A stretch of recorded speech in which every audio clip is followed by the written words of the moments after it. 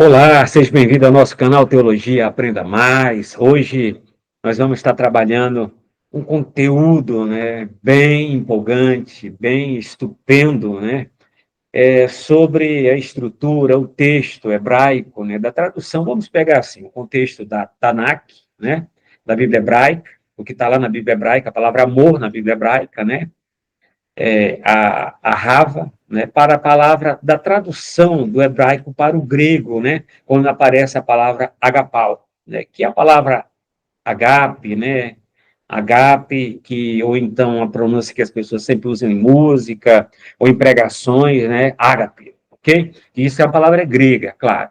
Então, eu vou fazer uma leitura aqui em 2 Samuel, capítulo 13, o versículo de número 1. É um texto que você conhece. Sei que você que é um leitor da Bíblia, um estudante, aquele que é um amante da palavra de Deus, conhece esse texto. É um texto triste, mas é um texto que nos traz uma reflexão bem precisa, mas eu quero trabalhar um contexto relacionado a que muitos críticos, esse é mais um estudo mais apologético, exegético, que a gente vai trabalhar alguma questão de hermenêutica aqui nesse contexto. Olha só, coloquei aqui, 2 Samuel 13, versículo de número 1.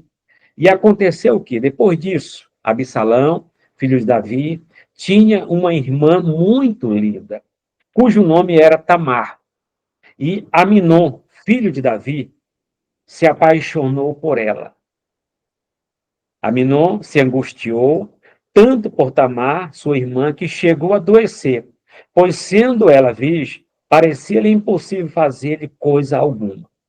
Aminon, porém, tinha um amigo chamado Jonadab, filho de Simeia, irmão de Davi, e Jonadab era um homem bastante astuto, Então lhe disse: por que você tem emagrecido a cada dia, ó filho do rei? Não vai me dizer o que está acontecendo?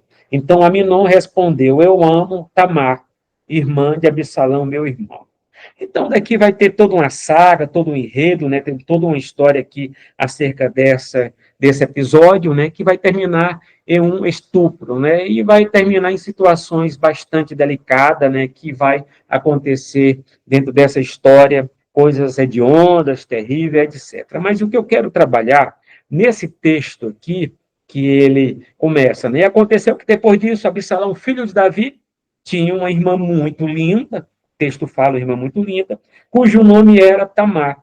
E Aminon, filho de Davi, se apaixonou por ela. Então, nas nossas traduções da língua portuguesa, principalmente a Almeida Revista Atualizada, Almeida Revista Corrigida, a Nova Almeida Atualizada, e as demais versões que temos no Brasil, precisamente, muitas até usam a palavra enamorou, outras usam o termo também que Aminon se apaixonou por ela.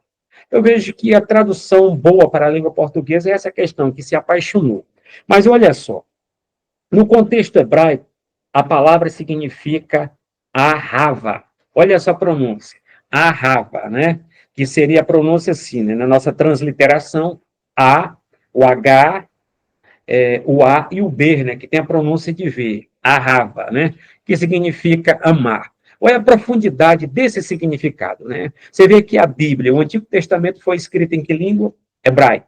E alguma porção, vamos dizer 10%, do Antigo Testamento foi escrito em aramaico, precisamente lá no livro de Jeremias, o livro de Esté, e algumas outras partes de Daniel e etc. Tá? Então, nós temos em torno, aí, vamos colocar 10% de aramaico, mas o total, o 90% é hebraico. Então, todo o Antigo Testamento, todo o Antigo Testamento foi escrito em hebraico.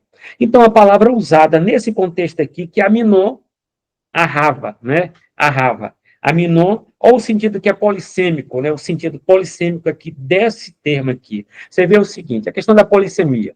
Nós temos a questão da etimologia. O que é etimologia? Estuda a origem da palavra. Então, nós estamos pegando aqui essa palavra, tá? Esse termo, esse vocábulo, chamado aqui Ahava, que significa, em hebraico, significa amor humano por outro, Pode ser amor de um pai para um filho, pode ser amor de um homem para com Deus, pode ser um amor de Deus para o homem. Isso significa, né? E também significa o quê? Apetite humano por objeto como comida, pode ser amor ao alimento, né? Os objetos, vamos dizer, domésticos, etc. Então, isso também pode usar a palavra ahava, né? Mas a gente vai ver que tem outros termos em si para que possa ser aplicado.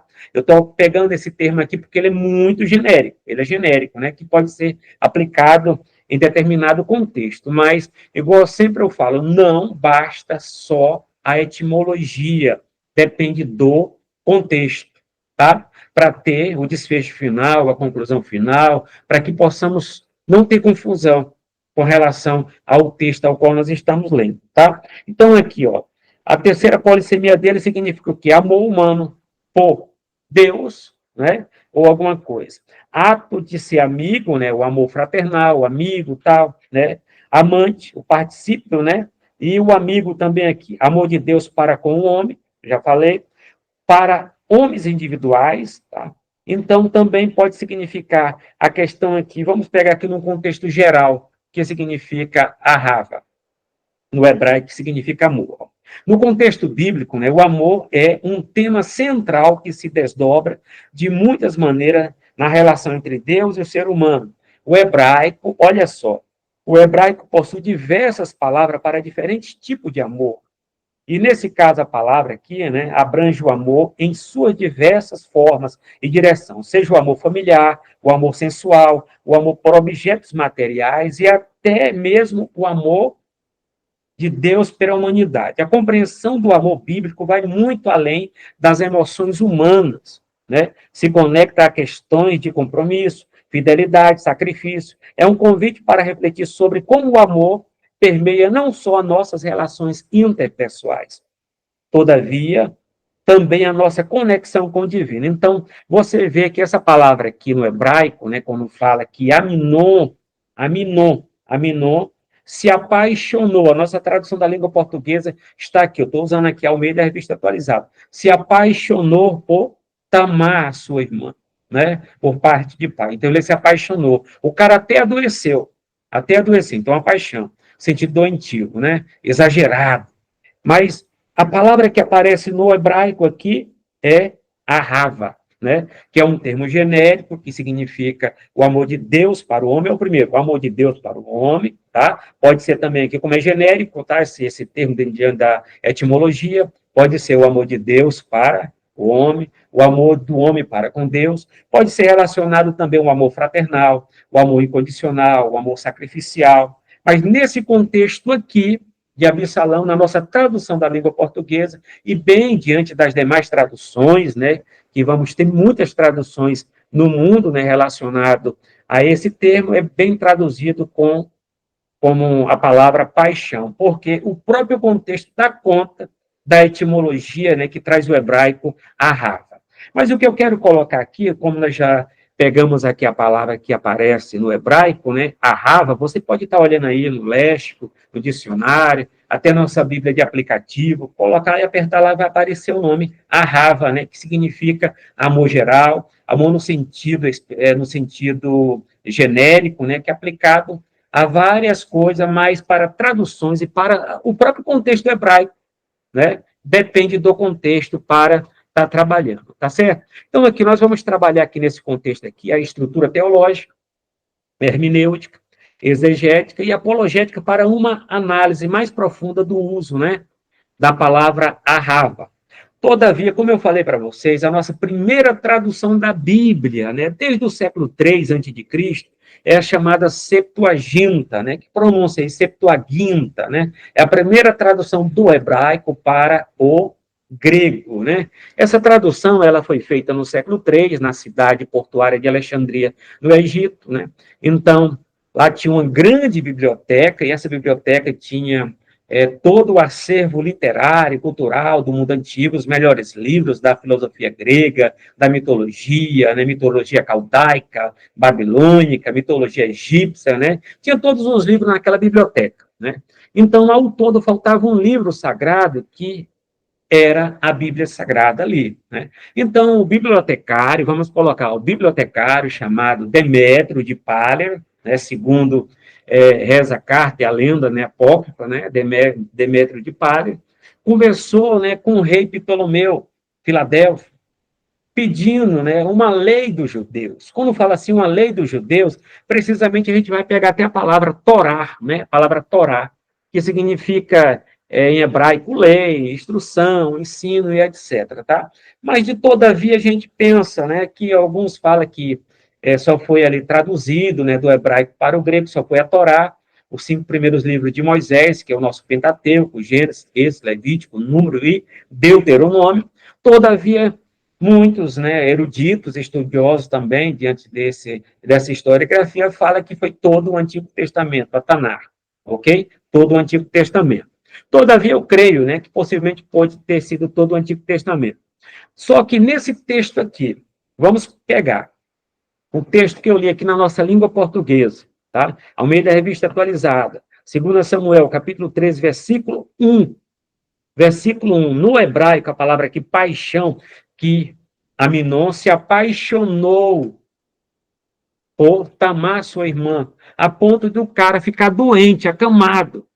Que um dos primos dele, tal, Jonadab, chegou lá e até realmente fez a questão de uma proposta maligna, né, maléfica. Todavia, a palavra que diz assim, Aminon se apaixonou. Aminon, no hebraico, né, Ahava, né, Ahava. Então, a Rava, como eu falei, né, um pouquinho antes aqui desse contexto, a Rava significa, é um termo genérico aplicado tanto o amor de Deus ao homem, o amor de Deus à humanidade. A Rava no hebraico significa também o nosso amor a Deus, e a Rava também significa um amor fraternal. E a Rava também significa paixão, né? Paixão desenfreada e etc. Então, é um termo genérico. Quando a Bíblia do hebraico foi traduzida, essa palavra lá, que aparece, né, no contexto aqui de 2 Samuel, capítulo 3, a Rava traduziu para a língua grega, né, lá diante da tradução grega, a tradução de 70, né, a tradução de Alexandria, que é a Septuaginta. Né? Então, se traduziu a Rava, hebraico, para a língua grega, e o termo correspondente ali significava agapau, tá?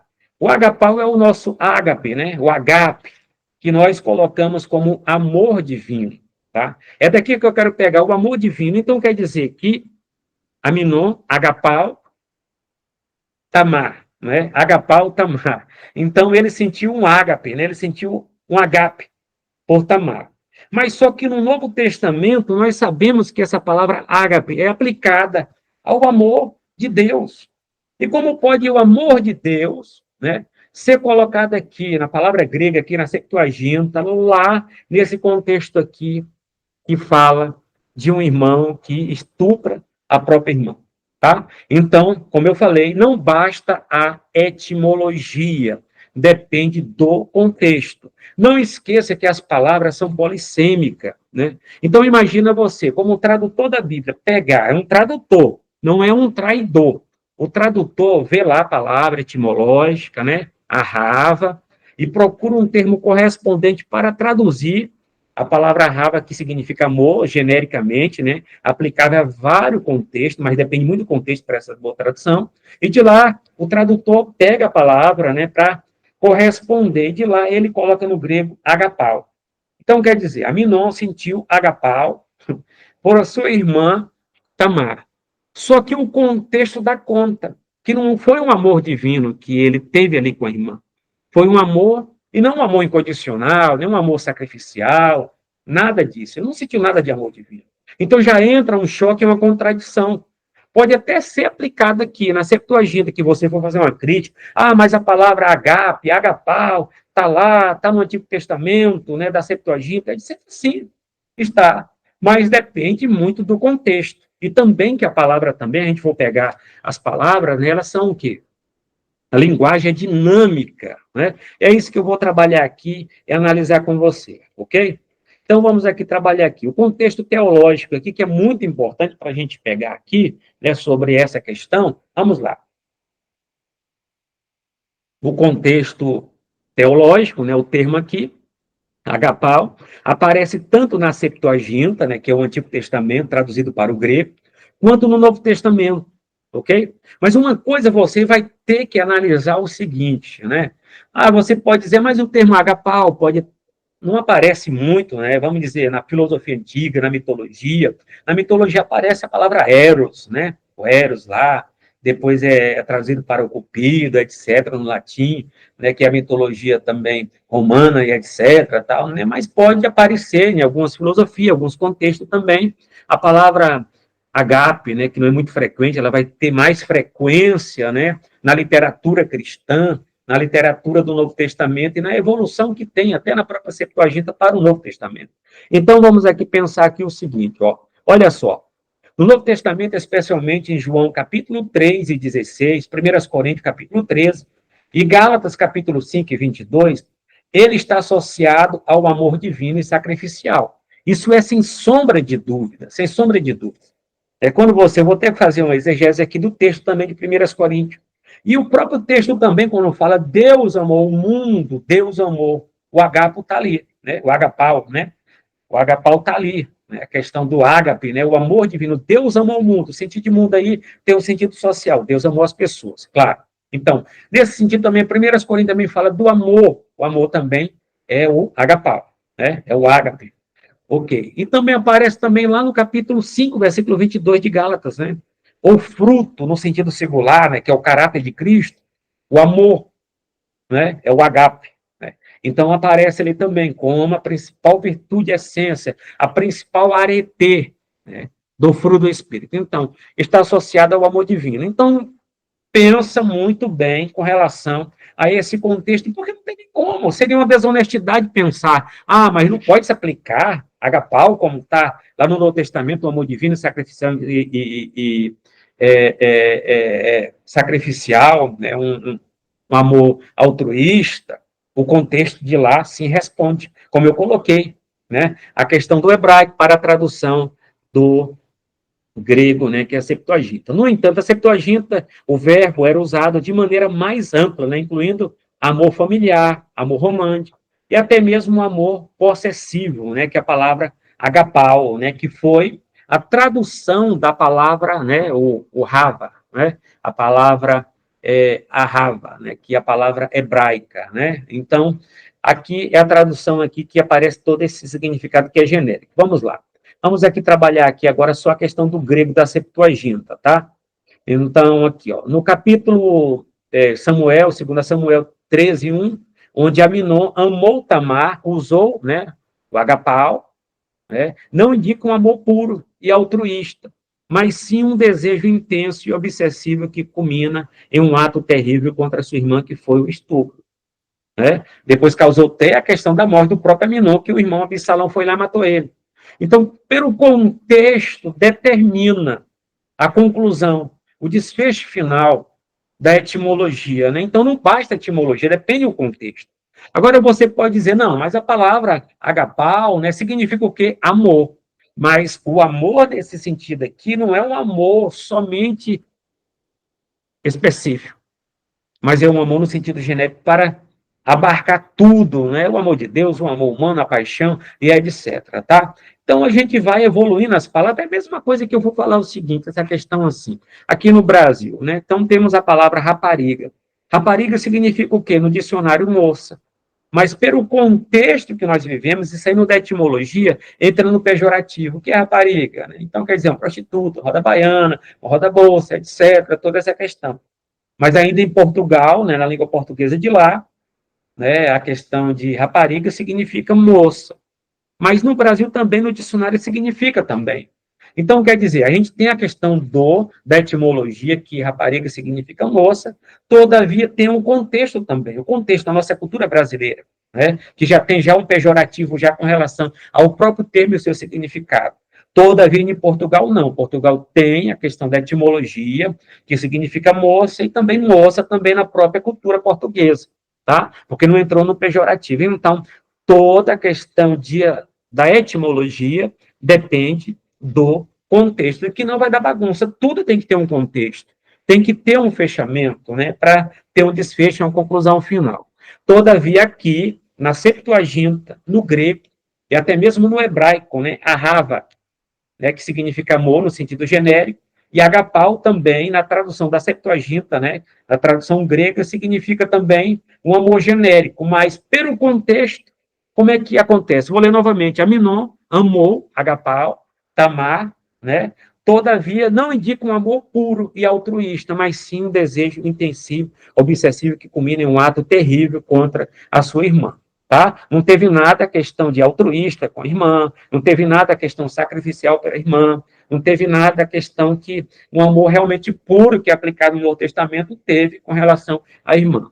Né? Então, vamos colocar aqui, o próprio texto bíblico demonstra que esse amor rapidamente se transforma em ódio, o que confirma que não se trata de um verdadeiro agapau, de um verdadeiro ágape, né? O agape, né? Depende da questão da pronúncia e tal, no sentido cristão. Então, Aminon não teve um agape, um agapau, correto, ainda que o termo seja genérico, mas depende do contexto, né? Então, nesse sentido aqui, ele não teve um amor divino, um amor cristão, um amor de uma nova criatura, né? Por isso que a gente fala que está em Cristo, nova criatura é, as coisas velhas se passaram, eis que tudo se fez novo. Então, quer dizer, ele não teve nada disso.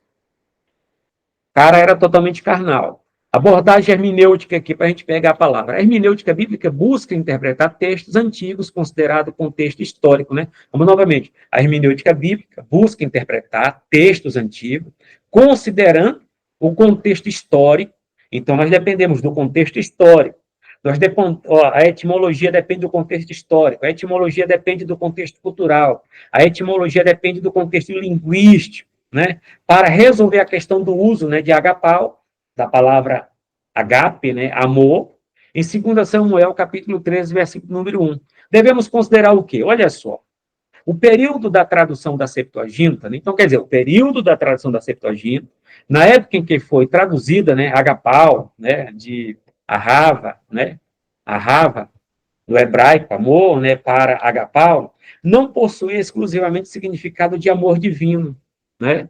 Ainda que o termo total, geral, tivesse, né, esse significado para tudo, amor, no sentido geral, genérico, entende? Que eu posso, o amor, né, mas o amor a Deus, o amor ao homem, o amor ao meu próximo, o amor à minha família, o amor de um pai, de uma mãe para um filho, etc., né? Mas necessita da contextualização. Tá? A intenção dos escritores, vamos colocar, nós temos que também entender também a intenção do autor, o autor que escreveu, né? E quem escreveu 2 Samuel, né? A gente sabe que foi Nadab, né? Não, desculpa, foi Natan, né? Foi Natan, e agora fugiu outro nome, né? O outro nome foi Natan, e outro escritor, escriba do passado, né? Que escreveram 2 Samuel, né? Então, está aí porque leva o nome do profeta, né? O 1 Samuel, o profeta Samuel escreve até o capítulo 24, 26, mais ou menos ali e tal, né? Depois ele falece, né? Aí Natan, né, e o outro profeta, Abiú, não sei, não posso estar errado, mas um deles foi Natan, que teceu 2 Samuel, e de lá ele escreve essa questão dessa história, tá? Então, aqui, a intenção dos escritores. Todavia, no Novo Testamento, os autores refinaram o termo para descrever o amor de Deus, enquanto no Antigo Testamento seu uso era mais genérico, como eu falei. Então, tanto no hebraico, né, ahava, que significa amor geral, né, no hebraico, como também no grego, né, o sentido também no grego, que também significa o grego lá da Septuaginta, na época que os autores, no século III a.C., né, eles, na tradução, eles usaram a palavra agapau, e tem um sentido também geral, né, um sentido genérico para aplicar a tudo e a todos, tá? Até um alimento, até uma roupa, eu tenho um amor por essa roupa, ahava no hebraico, ou então no grego, agapau, né? Então, amor por uma roupa, amor a uma criança, amor ao alimento, amor no sentido geral, né? Então, isso depende muito do contexto. Não é a questão que foi um erro de tradução. Ele procurou trabalhar, o escritor, não foi, na verdade, a questão do tradutor, né? Do tradutor, porque ahava tem a questão do escritor canônico, né, que trabalhou lá, que foi Natan, né, e o outro profeta, eles escreveram, colocaram, eles foram dirigidos pela superintendência do Espírito Santo. Agora, na Septuaginta, não foi a questão de um escritor canônico, é uma tradução. É uma tradução. Então, os judeus que foram escolhidos, eles traduziram do hebraico, que eles conheciam muito bem o hebraico, e traduziram para o grego também, que eles eram especialistas em grego, ok? Todavia, agora, no Novo Testamento, os escritores do Novo Testamento, eles não estão traduzindo, eles estão escrevendo a Escritura, eles estão escrevendo a palavra de Deus, eles estão no Theopneustos, né? O sopro, a inspiração divina, a supervisão do Espírito Santo. Então, aqui, a gente tem que entender também a palavra agapau, né, a palavra ágape, na Septuaginta, na versão grega, né, aparece o seguinte, né, geral, genérica, todavia, a gente vê que a linguagem, ela é dinâmica, ela é dinâmica.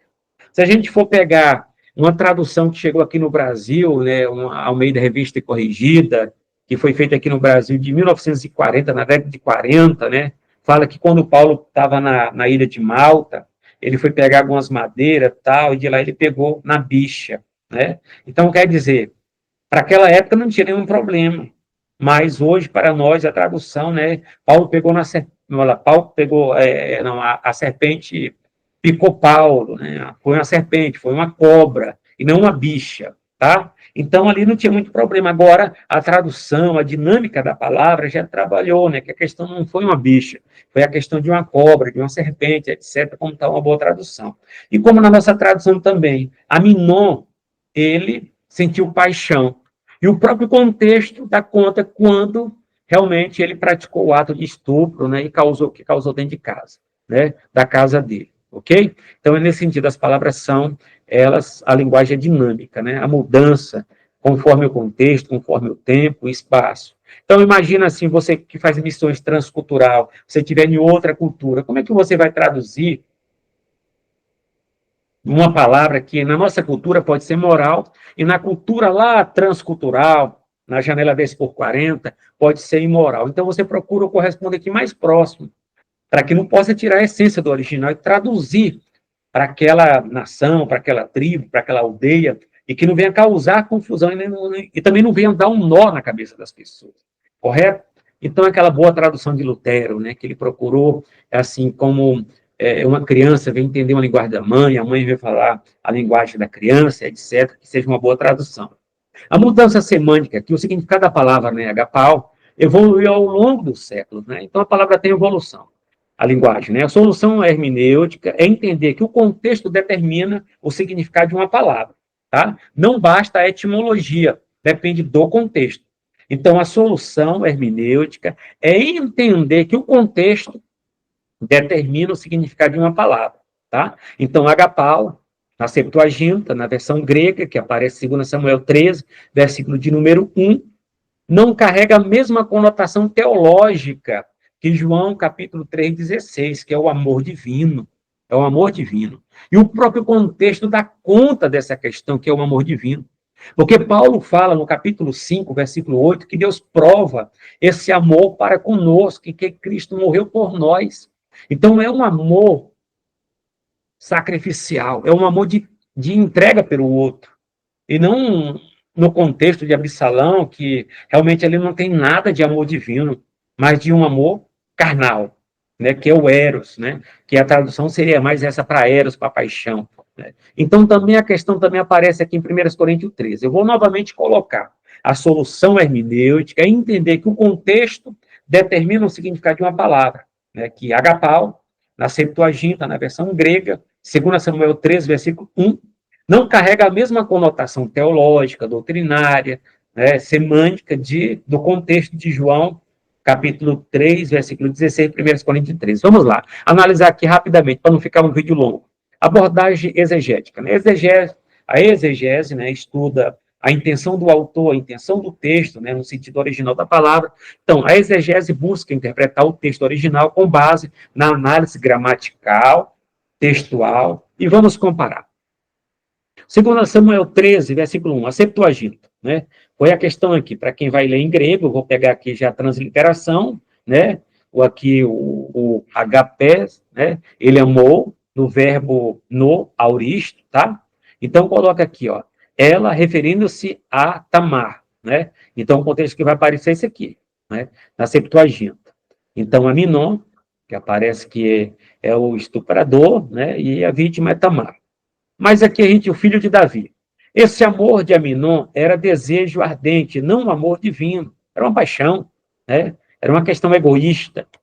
Outra questão, João 3,16. Agora vamos fazer assim a questão da metodologia comparada. Metodologia comparada, né? Então vamos colocar agora, né? A questão aqui, para quem vai ler em grego, tá? O homo aqui é o mesmo verbo, mas diferente no sentido.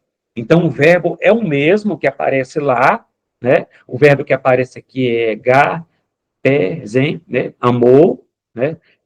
A questão é o mesmo verbo, mas na diferença do sentido e da aplicação do contexto. Então, aqui, né? Teus, Deus. Vamos lá.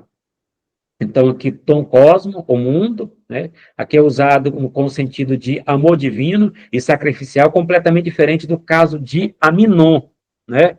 Que pode aparecer a mesma palavra, o mesmo verbo e tempo, mas o sentido e o contexto é diferente. A exegese confirma que o mesmo verbo pode ter significado diferente, dependendo do contexto, o que elimina qualquer contradição, né? Então, quer dizer, aqui pode até pensar, tem uma aparente contradição? Não. Vamos analisar o contexto, vamos analisar. Antes de dizer que tem uma contradição, antes de dizer que tem, mas se aplicou lá. Então, quer dizer, a mim não teve o amor divino, nada disso, o contexto não fala disso. O contexto não fala disso. Ainda que seja genérica a palavra, mas o contexto não fala. A exegese confirma que o mesmo verbo pode ter significado diferente, dependendo do contexto, o que elimina qualquer contradição, tá? Uma questão aqui, abordagem apologética, né? Apologia é a defesa da nossa fé cristã. A apologética busca defender a fé cristã, resolver aparentes problemas teológicos, tá? Então, para refutar a ideia de contradição entre 2 Samuel 13:1 e o Novo Testamento, podemos argumentar. Vamos colocar aqui. A mudança semântica do termo, né? No período da Septuaginta, né? O agapau aqui era usado de forma ampla, genérica. No Novo Testamento, ele foi refinado teologicamente. As palavras, né, a linguagem é dinâmica. Então, no Novo Testamento, o escritor canônico, o escritor sacro, o agiógrafo, né, o homem instrumentado por Deus, o teopneus, dirigido e inspirado pelo Espírito Santo, ele, na escrita da palavra de Deus, ele vai colocar o que Deus tem colocado para quem é conservador. Quem não é conservador não pensa dessa maneira que eu penso. Agora, quem é liberal já pensa diferente, tá? Então, contexto literário. 2 Samuel 13, versículo 1. Não significa um amor divino, mas sim um apego obsessivo. Algo que torna evidente pelo desenvolvimento da narrativa, né? Então, quer dizer, o cara ficou doente, cara. Ficou doente. Não pode ser um amor divino. Se fosse um amor divino, ele se dava como Deus, Jesus Cristo, né? Deus prova o seu amor para conosco, em que Cristo morreu em nosso lugar. Né? E Aminon não fez isso. Aminon realmente matou a irmã, teve estupro, teve uma situação totalmente melancólica, depressiva, etc. Então, o contexto literário, segundo Samuel 13:1, ainda que aparece agapon, né, que dá o sentido de amor no sentido geral, não significa um amor divino, mas sim um apego de paixão, algo que torna evidente pelo desenvolvimento da narrativa. Outra questão, eu coloquei assim, não foi um erro de tradução, porque eles traduziram muito bem, né? Eles pegaram a rava, palavra hebraica, que significa amor genérico, geral, e traduziram para agapau, né? O sentido de amor, agape, né? Que é um amor no sentido geral também, naquele período do século III antes de Cristo. Então, não foi erro de tradução, copista. Até coloquei a questão aqui, né? Como Santo Agostinho discutiu, erro de tradução pode ocorrer. É aquela questão de Santo Agostinho, quando ele fala. A gente tem que entender assim. Santo Agostinho tem uma frase que eu gosto muito dela, quando ele fala, né? Pode ser erro de tradução, pode ser erro do copista, erro de tradução, todavia, ou eu que não consigo entender o texto. É por isso que precisamos de boas chaves hermenêuticas, chaves exegéticas, para entender o texto no sentido original da palavra, né? Nós não temos os autógrafos, né? Já se perdeu, nós temos os apógrafos, as cópias das cópias das cópias, tá? Então, nesse sentido aqui, nesse caso, o problema não está na tradução, mas na diferença de uso do verbo em diferentes períodos, no contexto. Né? Uso de termos alternativos no grego.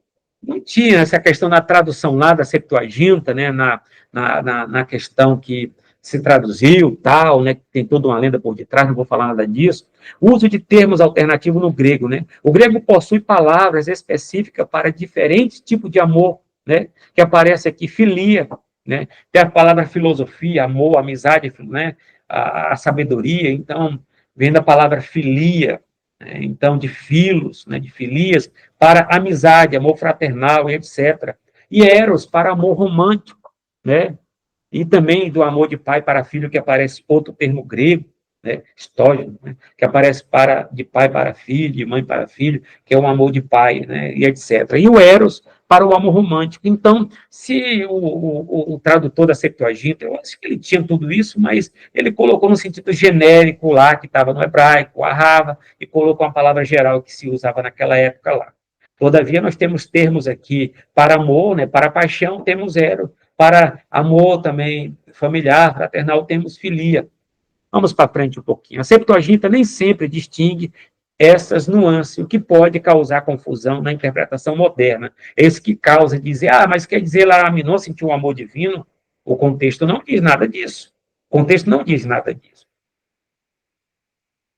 De quem é alfabetizado na própria língua portuguesa, é só ler o texto, né? Texto sem contexto é pretexto para heresia. E você não é herege, nem eu tampouco, né? Então, a melhor solução apologética é reconhecer que não há contradição teológica, apenas uma mudança de significado ao longo do tempo, né? Evolução do sentido linguístico, tá? A conclusão que eu vou questar, que o vídeo ficou um pouquinho grande, a questão do uso, né, de agapau aqui em 2 Samuel 13, versículo 1, e também vai aparecer em vários contextos da Septuaginta, né? A tradução de ahava, vai aparecer a palavra agapau, agape, né? Tanto no sentido do substantivo, também como também no verbo, vai aparecer também no Antigo Testamento grego, né? Assim como também no Antigo Testamento hebraico, né? A rava também vai aparecer em vários contextos, e outras palavras também, que aqui eu não vou trabalhar de acordo com, devido à questão do tempo.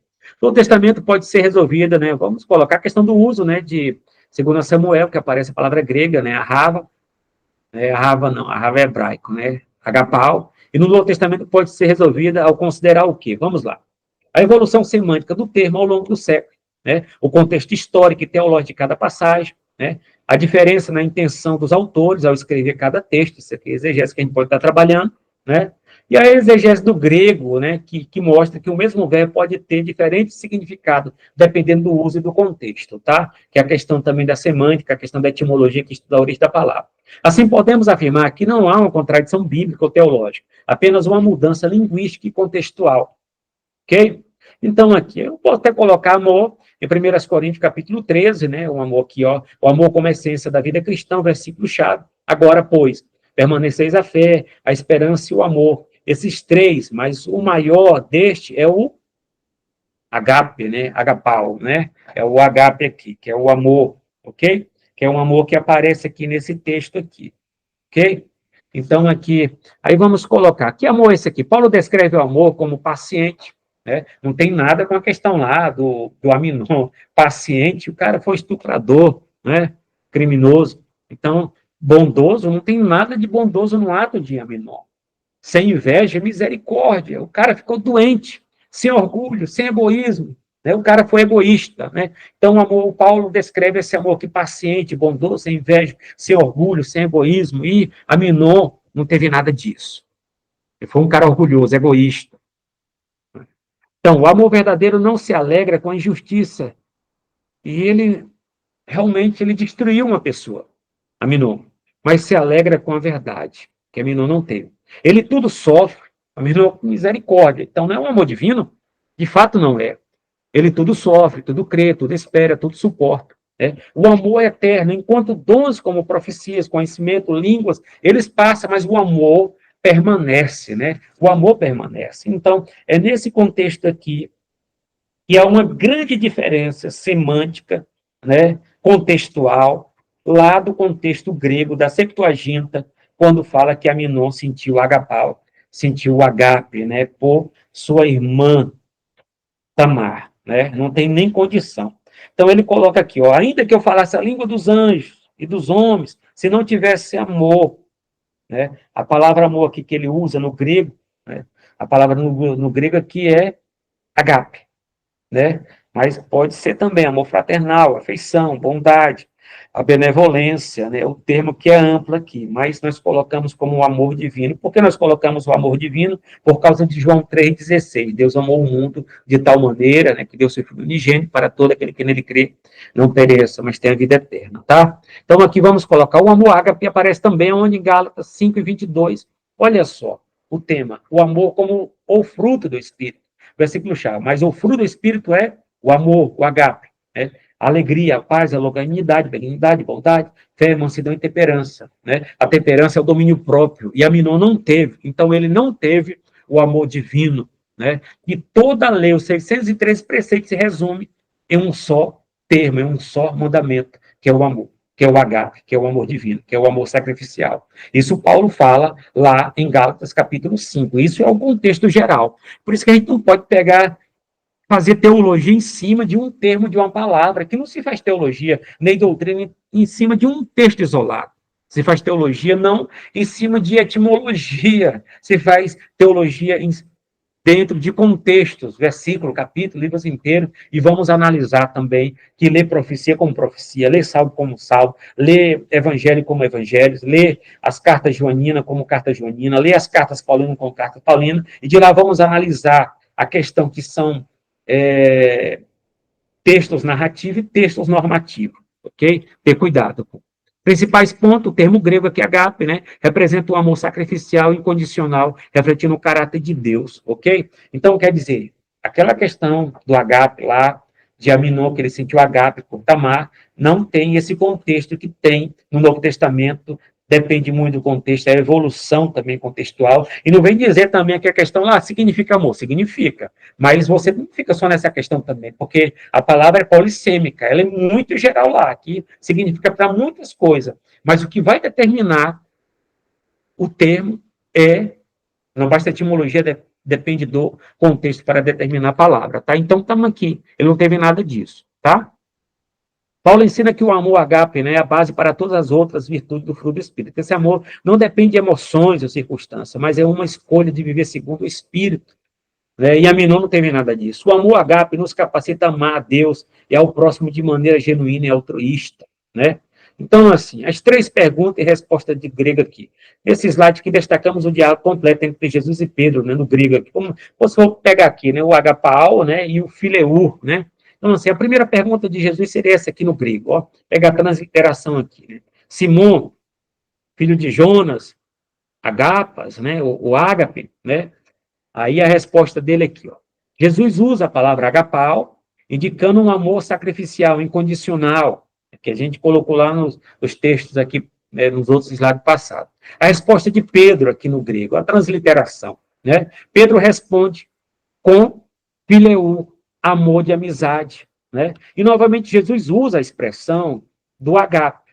E Pedro usa a expressão de amor, fileu, que significa amor de amizade, né? Aí Jesus, a segunda pergunta, Jesus fala aqui, ó.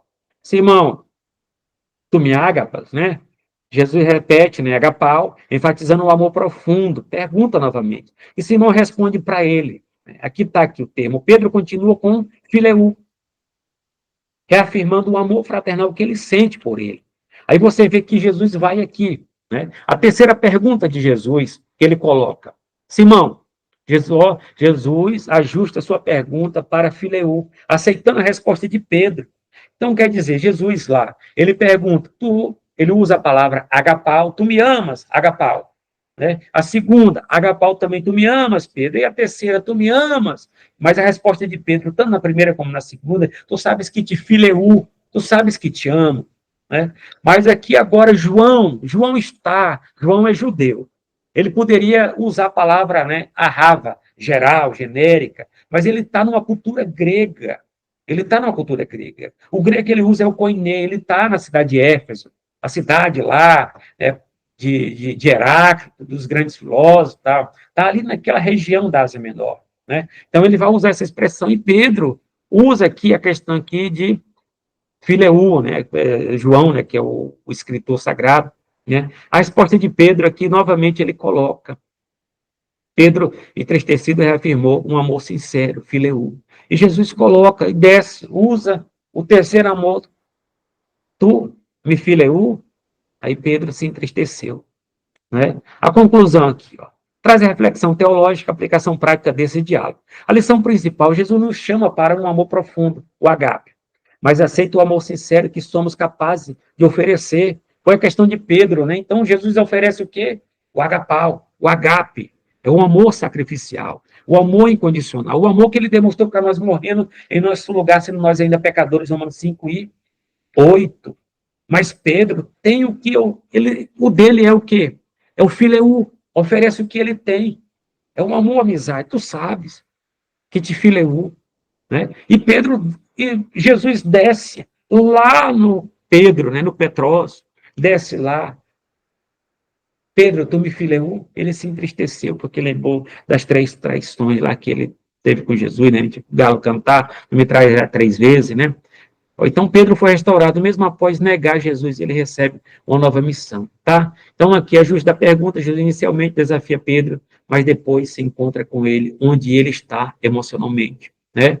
Tu me agapau, 2 vezes, aí na terceira, tu me fileu, ele se entristeceu, mas Jesus desce do alto, como Deus, ao ser humano, para nos preencher o vazio existencial. Ajuste da pergunta, Jesus inicialmente desafia Pedro, mas depois se encontra com ele onde ele está emocionalmente. Né? Erro de tradução, variantes? Não. Não há falhas evidentes no texto grego. Mas pode haver uma escolha estilística de João ao usar os 2 verbos, né? Então tem essa escolha estilística. Então nós estamos analisando aqui, nós temos os evangelhos sinóticos, né? Os evangelhos, na verdade, são gêneros literários, tá? Que fala da biografia, não na biografia no sentido hoje do nosso tempo, né? Mas é um relato, né, da vida de Jesus, tal, de forma, né, colocando o seu contexto para suas audiências, etc., como Mateus escreve para a audiência dele, que era judeus helenistas de fala grega, Marcos escreve também para judeus helenistas, né, e também pode ser na cultura romana, etc., que Marcos é o amanuense de Pedro e também o intérprete de Pedro, porque Pedro não é muito bom de grego, né? Até se fala que João também não era muito bom de grego, né? Apesar pode ter usado o amanuense. Mas nós temos aqui a estilística literária, aqui, né? O estilo literário de João escrever. Então ele trabalha essa questão na cultura, né? Ele está fazendo missões transcultural. Ele saiu da sua cultura, ele é um judeu fazendo missões transculturais. Você também poderia fazer uma boa escolha também, mas ele é um autógrafo, é um escritor sacro, né, dirigido pelo Espírito Santo.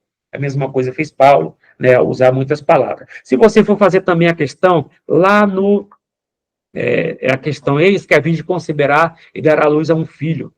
Em Isaías 7,14, a palavra hebraica é almar, né, almar. Mas Mateus usou a Septuaginta, e a palavra que na Septuaginta, almar, foi traduzido por vis, né? Foi traduzido por vis, né? Panteno, né? Pantenon, é a questão por vis, né? No grego. Então, foi trazido por vis e chegou na nossa língua portuguesa. Então, possivelmente, segundo a tradição, os discípulos usaram a Septuaginta como Bíblia nas suas viagens missionárias transculturais, porque a língua de então, a língua comercial, a língua universal do seu tempo era o grego koiné. Então, eles usaram a Bíblia grega para, assim, trabalhar na cultura ao qual eles estavam inseridos, que era a cultura grega. E o estilo de João foi essa. Né? Pergunta para reflexão: qual é o nível do nosso amor para com Cristo? Estamos prontos para amar com entrega total? Né? E aplicação pessoal: devemos crer em nosso relacionamento com Deus e buscar um amor que nos leva ao compromisso e à transformação. Tá? A crítica textual da Bíblia divide em diversas escolas que analisam os manuscritos para determinar a versão mais precisa, né? O texto original, aqui está uma organização das principais escolas e manuscritos que sustentam. Eu coloquei até aqui, né? O vídeo vai ficar grande, mas se você tiver interesse, estude, analise ele aí. Escolha do texto aqui, ó. Escolha do texto recepto, né? Que é o texto recepto, é o texto recebido.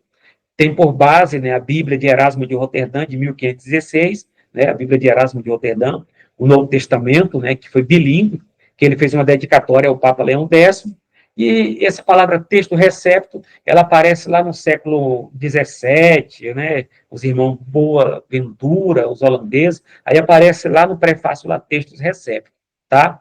Na Bíblia dos irmãos Boaventura lá, dos irmãos Everest, né, dos irmãos Boaventura. Tá? Então aparece no textos recepto, que seria a nossa Almeida Revista e Corrigida. Baseia-se no texto grego, compilado por Erasmo de Roterdã, no século XVI. Foi a base para a tradução da King James, né, que foi usada a Bíblia de Erasmo de Roterdã, a Bíblia de Lutero, na tradução também foi usada de Erasmo de Roterdã, A nossa Almeida João Ferreira de Almeida, em 1781, também usou o texto também de Erasmo de Roterdã.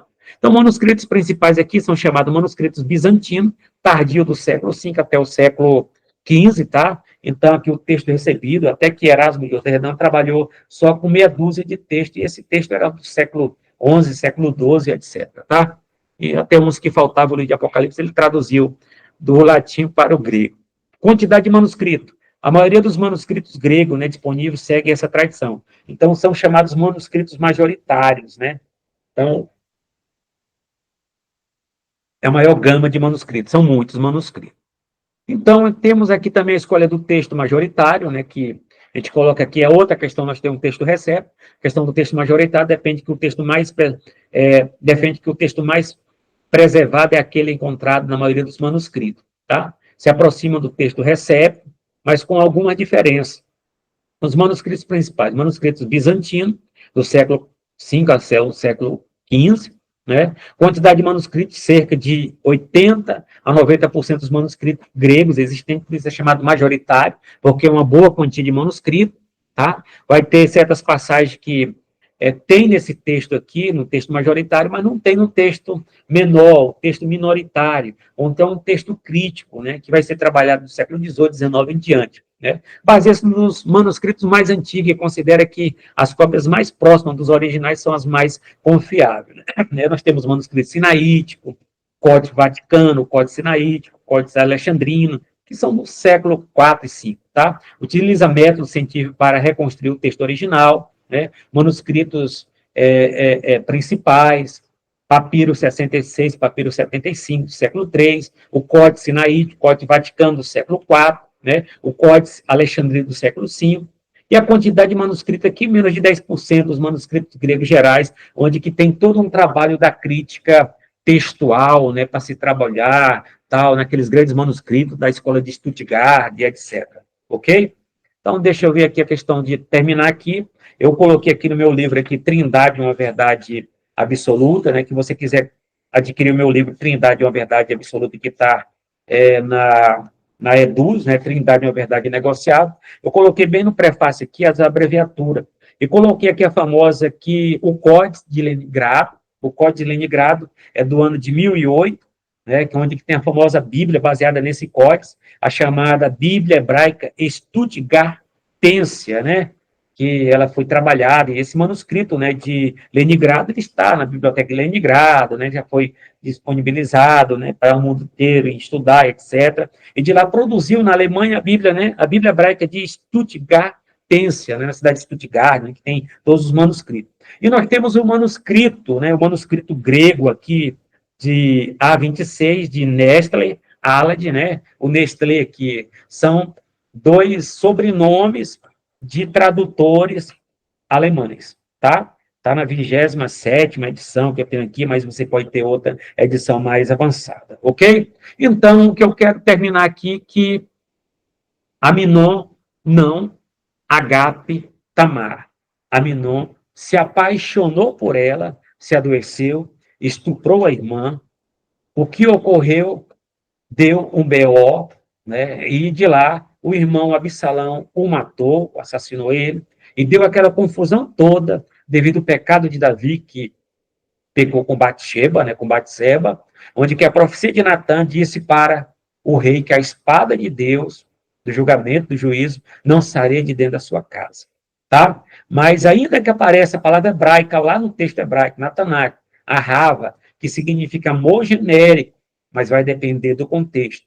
Ainda que apareça na Septuaginta, a versão grega, agapau, ou então tanto no substantivo, ou então como no verbo, mas vai depender do contexto. O Novo Testamento fala que Deus amou o mundo de tal maneira que deu seu Filho unigênito para todo aquele que nele crê, não pereça, mas tenha vida eterna. Isso aí é amor de Deus, agapau, agape, tá? E Paulo coloca lá em Romanos 5 e 8, Deus prova seu amor, agape, para conosco, em que seu Filho morreu, sendo nós ainda pecadores. Esse é o amor, né? O amor incondicional, o amor sacrificial, o amor que se dá pelo outro, o amor que não tem egoísmo, o amor que é um amor que Deus se entrega e demonstra para a humanidade. É um amor que faltou em Aminon, né? ele aparece com o contexto lá de a etimologia, agapau, mas o contexto e a própria prática que ele pratica ali realmente é uma questão carnal, diabólica e mundana e processual que tem que ter uma punição. Ok? Que Deus nos abençoe de uma maneira tão especial. Curte esse vídeo, entra no nosso canal Teologia Aprenda Mais. Até o próximo.